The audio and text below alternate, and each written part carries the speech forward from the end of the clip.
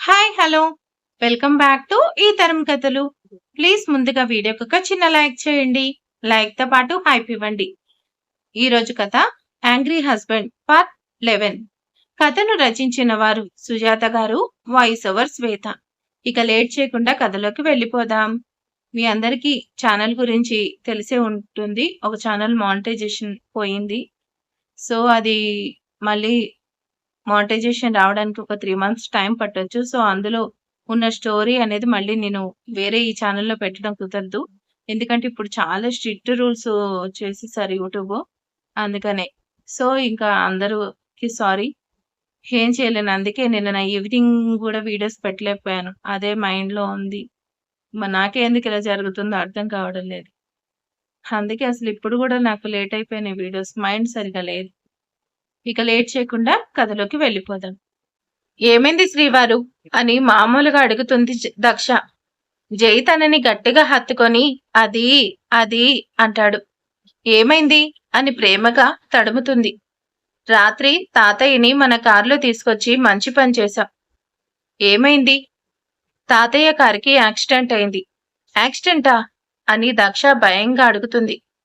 భయపడకు, ఏం కాలేదు అని తనని దగ్గరికి తీసుకొని ధైర్యం చెప్తాడు. ఇది ఎలా జరిగింది శ్రీవారు? ఇంకా తెలీదు దక్ష. నెంబర్ ప్లేట్ ద్వారా అక్కడ ఉన్న కానిస్టేబుల్ తెలుసుకొని ఫోన్ చేసి చెప్పాడు. మిగతాది వాళ్ళు కూడా తెలుసుకోవాలి కదా, ఆ తర్వాత చెప్తారు. జై మరి మన డ్రైవర్ అని ఆందోళనగా అడుగుతుంది దక్ష. తనకేం కాలేదు కదా? లేదు. ఎవరో చూసి అంబులెన్స్ కి ఫోన్ చేయడంతో కరెక్ట్ టైంకి డ్రైవర్ని హాస్పిటల్కి తీసుకెళ్లారు. తనతో కూడా ఫోన్ చేసి మాట్లాడాను. చిన్న చిన్న దెబ్బలు తగిలాయని చెప్పాడు. ఆ డాక్టర్కి ఫోన్ చేసి జాగ్రత్తగా ట్రీట్మెంట్ చేయమని చెప్పాను. జై వాళ్ళ ఫ్యామిలీ వాళ్ళకి చెప్పావా? పాపం చాలా కంగారు పడుతూ ఉంటారు కదా. అదంతా అయిపోయింది. కానీ జై కొంచెం భయంగానే కనిపిస్తుంటాడు. శ్రీవారు ఎందుకంత కంగారు పడుతున్నారు? లక్కీగా తాతయ్యకి ఏం కాలేదు. కారు కొంచెం డ్యామేజ్ అయింది అంతే కదా. దానికెందుకు ఇంతగా కంగారు పడుతున్నారు? ఛీ, కారు గురించి కాదు దక్ష. సరే వెళ్ళి ఫ్రెష్ అవ్వండి, బ్రేక్ఫాస్ట్ చేసి ఆఫీస్కి వెళ్ళాలి కదా అని తన మైండ్ డైవర్ట్ చేయడానికి పంపిస్తుంది దక్ష. దక్ష అలాగే కూర్చొని ఇది అనుకోకుండా జరిగిందా, లేకపోతే ఎవరైనా కావాలని చేస్తున్నారా? బిజినెస్ లో ఎవరికైనా శత్రువులుంటారు అంటే ఇలా చంపేస్తారా? ఇంకా నయం, తాతయ్యకి ఏమీ కాలేదు. Good morning Daksha. దక్ష ఉలిక్కిపడి గుడ్ మార్నింగ్ తాతయ్య గారు. మీకోసం క్యారెట్ జ్యూస్ రెడీగా ఉంది, తాగి తర్వాత ఫ్రెష్ అవ్వండి అంటుంది దక్ష. ఓకేమా అని పేపర్ చదువుతూ జ్యూస్ తాగుతూ ఉంటారు. జై వాటర్ టబ్ లో పడుకొని అర్జెంటుగా కమిషనర్ గారిని కలవాలి. అనుకోకుండా జరిగితే ఏం పర్వాలేదు, కానీ ఎవరైనా కావాలని చేస్తే అసలు నేనెందుకు ఇలా ఆలోచిస్తున్నాను? అనుకోకుండా జరిగిందేమో, ముందు వెళ్ళి కలవాలి అనుకుంటే ఫాస్ట్ గా రెడీ అయ్యి కిందకొస్తాడు జై. శ్రీవారు బ్రేక్ఫాస్ట్ చేయండి, నాకు ఆకలిగా లేదు దక్ష. అదేం కాదు, కొంచెమైనా తినండి. వద్దు అని చెప్తున్నాను కదా, అర్థం చేసుకోవా అని కొంచెం గట్టిగా తన మీద అరిచి వెళ్ళిపోతాడు. అలా జరిగింది కదా, ఆ టెన్షన్లో ఉన్నాళ్లే అనుకొని దక్ష కూడా పెద్దగా పట్టించుకోదు. జై యాక్సిడెంట్ జరిగిన స్పాట్ దగ్గరికి వెళ్తాడు. కారు దిగకుండా కారులోనే దాని చుట్టూ ఒకసారి తిరిగి కమిషనర్ ఆఫీస్కి వెళ్తాడు. హలో జై, కమాన్ వచ్చి కూర్చో. Thanks uncle. రిలాక్స్ జై, కంగారు పడకు అని ఇద్దరు కలిసి ఫుటేజ్ చూస్తాడు. నేను ఆల్రెడీ సీసీటీవీ ఫుటేజ్ తెప్పించాను జై.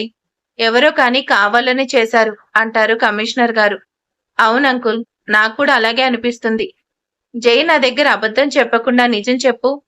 ఎవరైనా శత్రువులున్నారా మీకు? అంకుల్ బిజినెస్ అన్న తర్వాత ఇలాంటివి కామన్.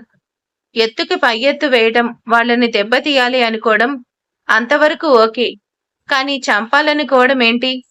అలాంటి వాళ్ళు ఎవరైనా ఉన్నారేమో కూడా నాకు తెలీదు. మాతో అంతటి శత్రుత్వం ఎవరికుందో కూడా నాకు తెలీదు అంటాడు జై. ఓకే జై, చెప్పావు కదా, నేను జాగ్రత్తగా డీల్ చేస్తాను. మీ తాతగారే కాదు, ఇంట్లో అందరూ జాగ్రత్తగా ఉండండి. ఇంట్లో ఎవరికి ఈ విషయం చెప్పకు, కంగారు పడతారు. అంకుల్ ఏదైనా ఉంటే నాకు ఫోన్ చేయండి, తాతయ్య గారికి ఈ విషయం చెప్పాలి అనుకోవడం లేదు. ఈ వయసులో అన్ని టెన్షన్ పెట్టడం దేనికి? ఓకే జై, అలాగే చేస్తాను. ఓకే అంకుల్, బాయ్ అని చెప్పి ఆఫీస్కి వెళ్తాడు. మూర్తి గబగబా జై వెనకాలే లోపలికి వెళ్తాడు. Good morning sir. Good morning Murthy. Sir, నిన్న ఇంటర్వ్యూ కోసం 10 మందిని సెలెక్ట్ చేశాం కదా, వాళ్ళని పంపించమంటారా అని అడుగుతాడు. ఓకే, ఒక్కొక్కరిని పిలువు. నువ్వు కూడా ఇక్కడే ఉండు అంటాడు జై. ఆ 10 మందిలో ముగ్గురిని సెలెక్ట్ చేస్తారు. ఆ తర్వాత ఒక అమ్మాయిని ఫైనల్ చేస్తారు. మీరు నా పర్సనల్ సెక్రటరీగా సెలెక్ట్ అయ్యారు. రేపే వచ్చి డ్యూటీలో జాయిన్ అవ్వండి. మార్నింగ్ టు ఈవినింగ్ నా ప్రోగ్రామ్స్ అండ్ పర్ఫెక్ట్గా రెడీ చేయాలి. అప్పుడప్పుడు కొంచెం లేట్ అవ్వచ్చు అని చెప్తూ ఉంటాడు జై. కానీ మూర్తికి ఎందుకో ఈ అమ్మాయిని సెలెక్ట్ చేయడం నచ్చదు. కానీ వద్దు అని చెప్పలేని పరిస్థితి. ఆ అమ్మాయి మోకాళ్ల పైకి ఉండే డ్రెస్ వేసుకొని హెవీగా మేకప్ వేసుకొని ఉంటుంది. అది కూడా కాదు మూర్తి సమస్య. జై ఏం చెప్తున్నాడో కూడా తను వినట్లేదు. తనని తినేసేలా చూస్తుంది. మిస్ అని తన పేరు గుర్తు చేసుకోవడానికి ప్రయత్నిస్తాడు. ఐఎం మౌనిక అంటుంది. ఓకే మౌనిక, మీరు రేపొచ్చి డ్యూటీలో జాయిన్ అవ్వండి అంటాడు జై. కనీసం తన వైపు కూడా చూడకపోవడంతో కొంచెం డిసప్పాయింట్ అవుతుంది మౌనిక. దక్ష తల్లి, నువ్వు మాత్రం జాగ్రత్తగా ఉండాలి. ఎందుకో ఈ అమ్మాయిని చూస్తుంటే నాకు చాలా అనుమానాలు వస్తున్నాయి అని మనసులో అనుకుంటాడు మూర్తి. జైకి ఏమైంది? అంత టెన్షన్ పడుతున్నాడు? ఏమైనా జరిగిందా? అది నాకు చెప్పలేకపోతున్నాడా? కనీసం బ్రేక్ఫాస్ట్ కూడా చేయకుండా వెళ్ళాడు. ఒకసారి ఫోన్ చేస్తే వెంటనే జైకి ఫోన్ చేస్తుంది. ఫోన్ లిఫ్ట్ చేయగానే హలో శ్రీవారు అంటుంది. నేను బిజీగా ఉన్నాను, బాయ్ అని ఫోన్ పెట్టేస్తాడు జై.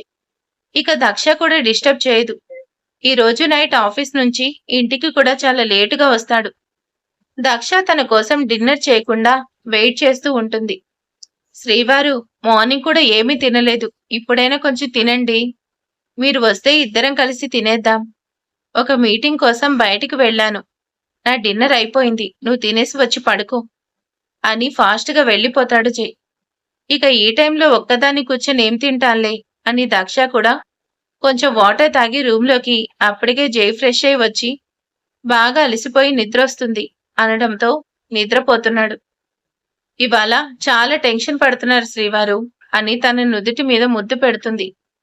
జై తనని 2 చేతులతో పట్టుకొని తన గుండెల మీద పడుకోపెట్టుకొని హాయిగా నిద్రపోతాడు.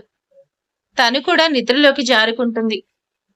ఉదయం నిద్ర లేచేసరికి దక్ష పక్కనే ఉండదు. ఎన్నిసార్లు చెప్పాను నేను లేచే వరకు ఇక్కడే ఉండమని, ఒక్కరోజు కూడా నా మాట వినదు అనుకుంటూ లేచి రూంలోకి వెళ్తాడు. రూంలో నుంచి వచ్చి కిందకి వెళ్తాడు. బయట గార్డెన్లో కూర్చొని పేపర్ చదువుతూ ఉంటాడు. అప్పుడు గమనిస్తాడు, దక్ష ఇంటి చుట్టూ వాకింగ్ చేస్తున్నట్టు తిరుగుతూ ఉంటుంది. తన పక్కన లడ్డు ఉండి ఏదో చెప్తూ ఉన్నాడు. ఏం మాట్లాడుకుంటున్నారో తెలియదు కానీ ఇద్దరూ కలిసి నడుస్తున్నారు. పర్వాలేదు, వేడికి కొంచెం బద్ధకం తగ్గింది అనుకుంటాడు. కొంచెం సేపటి తర్వాత దక్ష జై దగ్గరికి వచ్చి కూర్చుంటుంది ఆయాసంతో రొప్పుతూ. లడ్డు కూడా అక్కడే కూర్చుంటాడు. వెంటనే పద్మకి చెప్పి 2 గ్లాసులు హాట్ వాటర్ తెప్పించి ఇస్తుంది. అస్సలు అలవాటు లేకుండా సడన్ గా నడిచాడేమో. ఆ వాటర్ గడగడా తాగేస్తాడు. ఒళ్లంతా చెమటలు పట్టి డ్రెస్ కూడా తడిచిపోతుంది. ఏంట్రా ఇంత కష్టపడుతున్నావు? ఏం లేదన్నయ్య, వదిన వాకింగ్ చేస్తుంది. నేనేమో తనకి నా షార్ట్ ఫిల్మ్ స్టోరీ ఒకటి చెప్పాను. కానీ ఇది వదినకు నచ్చలేదు. రేపు ఇంకో స్టోరీ చెప్తాను. ఓకే వదిన, నేను రెడీ అవ్వాలి, కాలేజ్కి టైం అవుతుంది అనుకుంటూ లోపలికి వెళ్ళిపోతాడు. ఏంటి మరిది గారు, తగ్గేలా ఏదో ప్లాన్ చేస్తున్నట్టున్నావు అంటాడు. నేనేమీ ప్లాన్ చేయలేదు. శ్రీవారు నిద్రలేవగానే ఇంటి చుట్టూ 2 రౌండ్స్ వేయడం అలవాటు చేసుకున్నాను. తనేదో స్టోరీ చెప్తున్నాడు, నువ్వు కూడా నాతో రా అన్నాను, వచ్చాడు. ఆ 2 రోజులు కాస్త 4 రౌండ్స్ అయ్యాయి. పైగా తన బాడీ ఎంత హెవీగా ఉండడం కూడా హెల్త్కు మంచిది కాదు. మీకు తెలుసా, మొన్న కాలేజ్లో సడన్ గా కళ్ళు తిరిగి పడిపోయాడు. హెల్త్ బాలేదని చెప్పి ఇంటికి వచ్చాడు. ఎందుకైనా మంచిదని డాక్టర్ని పిలిపించి చెక్ చేయిస్తే ఫుడ్ విషయంలో కొన్ని జాగ్రత్తలు చెప్పాడు. అందుకే శ్రీవారు, తనని కష్టపడైనా నా కోసం వాకింగ్ చేసేలా చేస్తున్నాను. ఒకేసారి భారీ వర్కౌట్స్ చేయడం అంటే కష్టం కదా. మెల్లిగా ఇది కానివ్వండి, తర్వాత చూద్దాం అంటుంది. నిజానికి ఇవాళ తను చెప్పిన స్టోరీ కూడా బాగుంది. నేను బాలేదు అన్నాననుకో, రేపు కూడా వచ్చి ఇంకొక స్టోరీ చెప్తూ ఉంటారు కదా.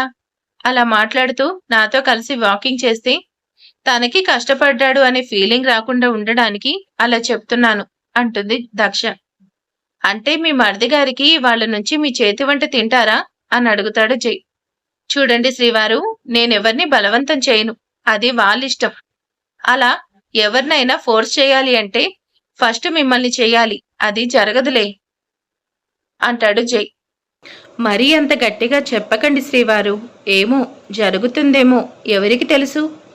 మీ అంతటి మీరే నేను చేసింది పెట్టమని అడుగుతారేమో, అడగడమే కాదు బ్రతిమలాడతారేమో, ఎవరికి తెలుసు అంటుంది దక్ష నవ్వుతూ. అది చూద్దాం అంటాడు.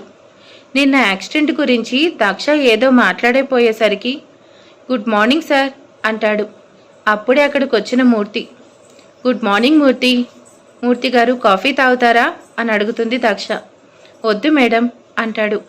సరే, ఏదో పనుండి వచ్చినట్టున్నారు, మీరు మాట్లాడుకోండి, నేను వెళ్తున్నాను అని లోపలికి వెళ్తుంది దక్ష. మూర్తి 1 మినిట్ అని దక్ష వెనకాలే వెళ్తాడు జై. దక్ష, తను మన దగ్గర పనిచేసే ఒక వ్యక్తి, అతనిని నువ్వు గారు అని పిలవాల్సిన అవసరం లేదు అంటాడు. శ్రీవారు, మీరు చెప్పింది నిజమే, ఓకే, మీ కింద పనిచేస్తారు కాబట్టి మీకు పిలవలసిన అవసరం లేదు. మిమ్మల్ని పిలవమని కూడా నేను చెప్పను, అది మీ ఇష్టం, కానీ పిలిస్తే బాగుంటుంది అనేది నా అభిప్రాయం అంటుంది దక్ష. కానీ అమ్మా నాన్న లేని మీకు తండ్రి స్థానంలో కూర్చొని పెళ్లి జరిపించారు. ఆయన హోదాకి కాకుండా వయసుకి గౌరవం ఇస్తే పిలవచ్చు, తప్పేం లేదు. నేను అలాగే పిలుస్తాను శ్రీవారు. జై ఆలోచనలో పడతాడు. మనం రోహిత్ ఫంక్షన్కి వెళ్ళాను, అక్కడ చాలామంది పరిచయం చేశారు. మరి వాళ్ళందరినీ కూడా నేనేదో ఒక వరుస పెట్టి పిలిచాను. అప్పుడు మీరు ఎందుకేమనలేదు, కానీ మూర్తి గారిని గారు అంటే మాత్రం రియాక్ట్ అవుతున్నారు. ఎందుకంటే తను మీ దగ్గర వర్క్ చేస్తాడు కాబట్టి, అంతేనా? మీరు ఆయన హోదాని చూస్తున్నారు, నేను ఆయన వయసును చూస్తున్నాను. కర్ర విరక్కుండా పాము చావకుండా సమాధానం చెప్పి వెళ్ళిపోతుంది దక్ష. ఏదో ఒకటి చెప్పి కన్విన్స్ చేస్తావు కదా రాక్షసి అనుకుంటూ జై తన రూమ్లోకి వెళ్ళి ల్యాప్టాప్ తీసుకొని వచ్చి మూర్తితో ఏదో మాట్లాడుతూ ఉంటాడు. ఒక ప్రాజెక్టు గురించి దాదాపు గంటసేపు డిస్కస్ చేస్తారు. మూర్తి గారు, ఇప్పుడు మీరు ఇంటికి వెళ్ళి బ్రేక్ఫాస్ట్ చేసి ఆఫీస్కి వచ్చేసరికి చాలా లేట్ అవుతుంది.